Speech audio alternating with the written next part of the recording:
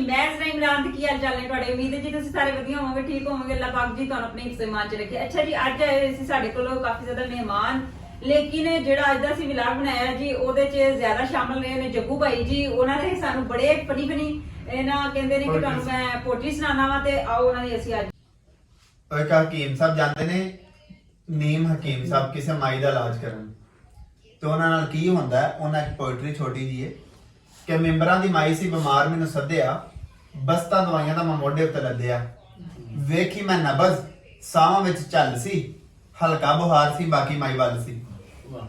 ਮਾਈ ਦੇ ਮੁੰਡਿਆਂ ਨੂੰ ਸੱਦਿਆ ਮੈਂ ਕੋਲ ਮਾਈ ਵਿੱਚ ਦਸੀਆਂ ਬਿਮਾਰੀਆਂ ਵੀ ਫੋਲ ਇੱਕੋ ਪੁੜੀ ਦਿੱਤੀ ਹੈ ਮੈਂ ਵਧੀਆ ਦਵਾਈ ਦੀ ਸਿਹਤ ਭਲਾ ਠੀਕ ਕਿੱਦਾਂ ਹੋਗੀ ਨਾ ਮਾਈ ਦੀ। ਦੂਜੇ ਦਿਨ ਗਿਆ ਮੈਂ ਦਵਾਈ ਦੇਣ ਮਾਈ ਨੂੰ ਟਾਲ ਕਿਹੜਾ ਸਕਦਾ ਰੱਬ ਵੱਲੋਂ ਆਈ ਰੱਬ ਦਾ ਕਰਨਾ ਕਿ ਮਾਈ ਮਰ ਗਈ ਸੀ ਮੇਰੇ ਲਈ ਵੀ ਮੌਤ ਦਾ ਸਮਾਨ ਕਰ ਗਈ ਸੀ। ਮਾਈ ਦੇ ਮੁੰਡਿਆਂ ਨੇ ਮੈਨੂੰ ਹੀ ਵਿਛਾ ਲਿਆ ਮਾਈ ਲਈ ਜੋ ਮੰਜਾ ਆਂਦਾ ਉਹਦੇ ਉੱਤੇ ਪਾ ਲਿਆ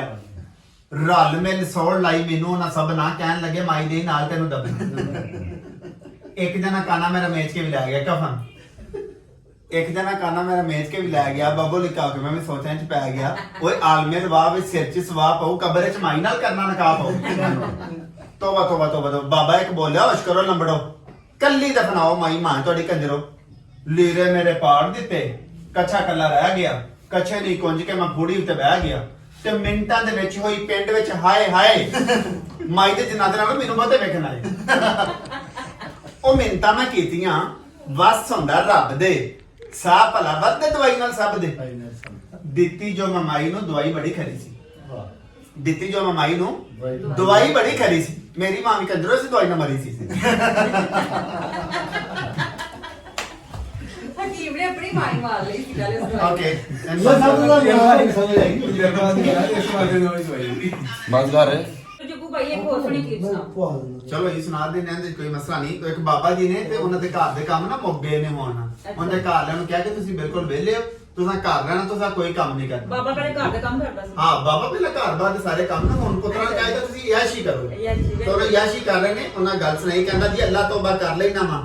ਘਰ ਦਾ ਪਾਣੀ ਭਰ ਲੈਣਾ ਵਾ ਪੋਤੀਆਂ ਪੋਤੇ ਫੜ ਲੈਣਾ ਵਾ ਉਹਨਾਂ ਨੂੰ ਵੀ ਸੌਣ ਦਾ ਕਹਿਣਾ ਬੂਹੇ ਅੱਗੇ ਝਾੜੂ ਦੇਣਾ ਥੱਕ ਟੁੱਟ ਕੇ ਲੰਮੇ ਪੈਣਾ ਉਂਝ ਮੈਂ ਘਰ ਵਿੱਚ ਵੇਲੇ ਰਹਿਣਾ ਇਹ ਬਾਬਾ ਨੇ ਵੇਲਾ ਕੀਤਾ ਹਾਂਜੀ ਤੇ ਪੜ ਕੇ ਜਦੋਂ ਨਮਾਜ਼ ਮੈਂ ਆਉਣਾ ਪੋਤੀਆਂ ਪੋਤੇ ਉਂਗਲੀ ਲਾਣਾ ਖੇਡਣ ਵਿੱਚ ਗਰਾਊਂਡ ਲਿਜਾਣਾ ਖੇਡ ਕੇ ਥੱਕ ਜਾਂਦੇ ਨੇ ਫਿਰ ਉਹ ਮੈਨੂੰ ਇਹ ਕਹਿੰਦੇ ਨੇ ਅੱਬਾ ਜੀ ਹੁਣ ਘਰ ਨੂੰ ਜਾਈਏ ਘਰ ਚੱਲ ਕੇ ਤੇ ਰੋਟੀ ਖਾਈਏ ਭੁੱਖ ਨਾ ਜਾਂਦੇ ਚੜਨੇ ਭੌਂ ਘਰ ਆਉਂਦਿਆਂ ਨੂੰ ਛੋਟੀ ਨੂੰ ਜਾਂਦੇ ਰਹੇ ਮੇਰੇ ਅੱਬਾ ਜੀ ਕਿੱਧਰ ਗਏ ਸੀ ਤੁਹਾਡੀ ਧੀ ਅੱਲਾ ਤੁਹਾਡੀ ਉਮਰ ਵਧਾਏ ਤੁਹਾਨੂੰ ਤੱਤੀ ਵਾਹ ਨਾ ਲਾਏ ਮੇਰਾ ਵੀ ਇੱਕ ਕੰਮ ਕਰ ਆਓ ਸ਼ਹਿਰੋਂ ਜਾ ਕੇ ਰੰਗ ਲਿਆਓ ਲੈ ਕੇ ਰੰਗ ਤੇ ਛੇਤੀ ਆਣਾ ਰੋਟੀ ਭਾਵੇਂ ਆਣ ਕੇ ਖਾਣਾ ਜਾ ਕੇ ਸ਼ਹਿਰ में ਪੈ ਗਿਆ ਭੁੱਲੀ ਰੰਗ ਵਾਲੀ ਦੁਕਾਨ ਨਹੀਂ ਖੁੱਲੀ ਹੱਟੀ ਵਾਲੇ ਲਾਏ ਸੀ ਚਾਬੀ ਮੰਗਿਆ ਉਹਨਾਂ ਤੋਂ ਰੰਗ ਲੱਭੀ ਲੈ ਕੇ ਰੰਗ ਮੈਂ ਘਰ ਨੂੰ ਆਇਆ ਪੈਰ ਨਹੀਂ ਹਜੇ ਪੂਰਾ ਪਾਇਆ ਵੱਡੀ ਨੂੰ ਮੇਰੀ ਵੇਖ ਖਲੋਤੀ ਅੱਬਾ ਸਕੂਲੋਂ ਆਈ ਨਹੀਂ ਪੋਤੀ ਛੇਤੀ ਨਾਲ ਸਕੂਲੇ ਜਾਓ ਪੋਤੀ ਲੈ ਕੇ ਘਰ ਨੂੰ ਇਹ ਬਾਬਾ ਵੇਲਾ ਲੈ ਕੇ ਪੋਤੀ ਘਰ ਨੂੰ ਆਇਆ ਮਾਂ ਨੇ ਗਲ ਚੋਂ ਬਸਤਾ ਲਾਇਆ ਚੁੰਮਿਆ ਚਟਿਆ ਸੀਨੇ ਲਾਇਆ 버ਗਰ ਉਹਦੇ ਹੱਥ ਫੜਾਇਆ ਮੈਨੂੰ ਕਿਸੇ ਨੇ ਕਾਹ ਨਹੀਂ ਪਾਇਆ ਤੇ ਵਿਹੜੇ ਵਿੱਚ ਸੀ ਮੰਜੀ ਡੱਠੀ ਕੀਤੀ ਉੱਤੋਂ ਚਾਦਰ ਇਕੱਠੀ ਮੰਜੀ ਦੇ ਨਾਲ ਲੱਕ ਜੋ ਲਾਇਆ ਪਾਸੇ ਮਾਥ ਕੇਵਾ ਲਾਇਆ ਸਾਰੇ ਆ ਕੇ ਇਹੋ ਹੀ ਕਹਿਣ ਜਾਣ ਝਾਂਡੇ ਲੈਣ ਬੁੱਢੀ ਮੇਰੇ ਲਾਗੇ ਆਈ ਫੜ ਕੇ ਬਾਹ ਮੈਂ ਕੋਲ ਬਿਠਾਈ ਮੈਂ ਕਿਹਾ ਨਾ ਕਰੇ ਦਾ ਜਾਣ ਦੇ ਘਰ ਧੀਆਂ ਪੁੱਤਰ ਆਣਗੇ ਤੇਰੇ ਚਾਲੇ ਚਿੱਤਰ ਖਾਣ ਦੇ ਉਹ ਖੋਤੇ ਵਾਂਗੂ ਮੈਨੂੰ ਵਾਇਆ ਕਿਸੇ ਵੀ ਚਾਹ ਦਾ ਕੱਪ ਆਇਆ ਹੋਰ ਰੋਟੀ ਦੇ ਦੋ ਤੁਹਾਨੂੰ ਕਹਿਣਾ ਮੰਨਿਆ ਘਰ ਵਿੱਚ ਵੇਲੇ ਹੀ ਰਹਿਣਾ ਕਮਾਲ ਕੀਤਾ ਜੇ ਵੈਸੇ ਬਾਜੀ ਅੰਦਰਾ ਮੁਹਤਰਮਾ ਇਹ ਅਲਮੀਆ ਹੈ ਸਾਡੇ ਮਾਸ਼ਰੇ ਚ ਇਹ ਵੈਸੇ ਬਾਤ ਹਸਣਾ ਦੀ ਨਹੀਂ ਹੈ ਵੱਡੀ ਗੱਲ ਹੈ ਹਕੀਕਤ ਹੈ ਇੱਕ ਬਹੁਤ ਹੀ ਵੱਡੀ ਸੱਚਾਈ ਹੈ ਜਿਹਦੇ ਤੋਂ ਅਸੀਂ ਵੈਸੇ ਨਜ਼ਰਅੰਦਾਜ਼ ਕੀਤਾ ਇਹਦੇ ਆਪਣੇ ਬਜ਼ੁਰਗਾਂ ਨਾਲ ਇਹ ਸਲੂਕ ਕਰਨੇ ਆ ਬਿਲਕੁਲ ਲੇਕਿਨ ਕੱਲ ਨੂੰ ਅਸੀਂ ਇਹ ਭੁੱਲ ਗਏ ਕਿ ਕੱਲ ਸਾਡੇ ਤੇ ਵੀ ਇਹੀ ਗੱਲ ਹੈ ਬਿਲਕੁਲ ਠੀਕ ਹੈ ਤੇ ਬੀਜੀ ਹੋਈ ਖੇਤੀ ਇਹ ਕੱਲ ਨੂੰ ਆਉਣੀ ਅੱਜ ਅਸੀਂ ਜੋ ਬੀਜਣਾ ਵੇ ਨਾ ਉਹ ਕੱਲ ਨੂੰ ਅਸੀਂ ਕੱਟਣਾ ਵੇ ਬਿਲਕੁਲ ਇਹ ਗੱਲ ਠੀਕ ਹੈ ਲੇਕਿਨ ਇੱਕ ਮੈਸੇਜ ਤੇ ਹੈ ਵੇ ਲੇਕਿਨ ਇਹ ਸਲਾਈ ਹੈ ਵੇ ਪਾਸ਼ਾ ਲੋਕ ਸਮਝਣ ਵਾਲਾ ਹੋਵੇ ਨਾ ਬਹੁਤ ਵੱਡੀ ਇਸ ਤਰ੍ਹਾਂ ਕਾਫੀ ਵੈਸੇ ਸ਼ਾਇਰ ਨੇ ਆਪਣੇ ਅੰਦਾਜ਼ ਨਾਲ ਕਰ ਛੜਿਆ ਸਾਰੀ ਕਰ ਛੜੀ ਸੁਣਾ ਚ ਜ਼ੁਲਫੀ ਸਾਹਿਬ ਬੜੇ ਲੋਕਾਂ ਨੇ ਇੱਕ ਫਨੀ ਬਣਾ ਕੇ ਬੈਠ ਕੇ ਗਾ ਲਿਆ ਲੇਕਿਨ ਲੋਕ ਹਕੀਕਤ ਤੇ ਘੱਟ ਬੰਦੇ ਜਾਂਦੇ ਜੀ ਬਿਲਕੁਲ ਹਕੀਕਤ ਇਹਦੀ ਗਹਿਰਾਈ ਚ ਘੱਟ ਬੰਦੇ ਜਾਂਦੇ ਫਨੀ ਪੋਇਟਰੀ ਸਾਰੀ ਜ਼ਿੰਦਗੀ ਬਾਪ ਨੇ ਮਿਹਨਤ ਕਰਕੇ ਬੱਚੇ ਨੂੰ ਪੈਦਾਇਸ਼ ਤੋਂ ਲੱਗ ਕੇ ਤੇ ਜਵਾਨ ਵਿਆਹ ਤੱਕ ਕਰ ਛੜਿਆ ਬਿਲਕੁਲ ਨੂੰ ਉਹਦੀ ਬੇਗਮ ਮਿਲਿਆਂਦੀ ਅੱਗੋਂ ਉਹਦੇ ਬੱਚਿਆਂ ਹਕੀਕਤ ਤੇ ਵਿਹਲਾ ਤੇ ਉਹ ਕੋਈ ਨਾ ਹੋਇਆ ਠੀਕ ਹੈ ਉਹਨੇ ਸਾਰੀ ਆਪਣਾ ਜਵਾਨੀ ਉਹਨੇ ਸਰਵ ਕਰ ਛੜੀ ਤੇ ਅਸੀਂ ਬਾਅਦ ਵਿੱਚ ਸ਼ੁਕਰ ਕਰਨੇ ਆ ਕਿ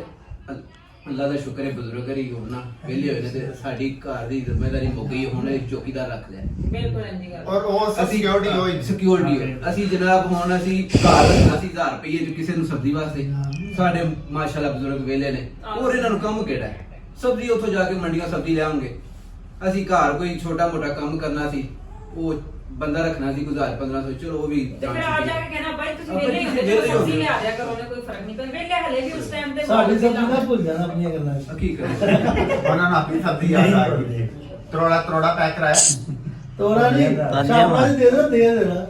ਅੱਛਾ ਜੀ ਜੱਗੂ ਭਾਈ ਆਏ ਹਸਨ ਸਾਡੇ ਕੋਲ ਨੇ ਇਹਨਾਂ ਨੇ ਮਾਸ਼ਾਅੱਲਾ ਕਾਫੀ ਜ਼ਿਆਦਾ ਸਾਨੂੰ ਜਿਹੜੀਆਂ ਨਾ ਆਪਣੀ ਕਲਿੱਪ ਸੁਣਾਏ ਤੇ ਕਿਵੇਂ ਲੱਗੀ ਤੁਹਾਨੂੰ ਸਾਡੀ ਅੱਜ ਦੀ ਵੀਡੀਓ ਲਾਜ਼ਮੀ ਕਮੈਂਟ ਕਰਕੇ ਦੱਸਿਆ ਜੀ ਮੇਰਾ ਵੀ ਦੱਸ ਦੇਣਾ ਵਿੱਚ ਅੱਛਾ ਸ਼ੇਖ ਭਾਈ ਵੀ ਆਏ ਹੋਏ ਨੇ ਜੀ ਲੇਕਿਨ ਵੇਲੇ ਬੈਠੇ ਹੋਏ ਨੇ ਫਸਟ ਟਾਈਮ ਉਹਨਾਂ ਕੋਲ ਬੜੇ ਬਿਜ਼ੀ ਨੇ ਟਾਈਮ ਨਹੀਂ ਹੈ ਸਾਡੇ ਵਾਸਤੇ ਨਹੀਂ ਨਾ ਦੱਸੋ ਕੀ ਕਹਾਂ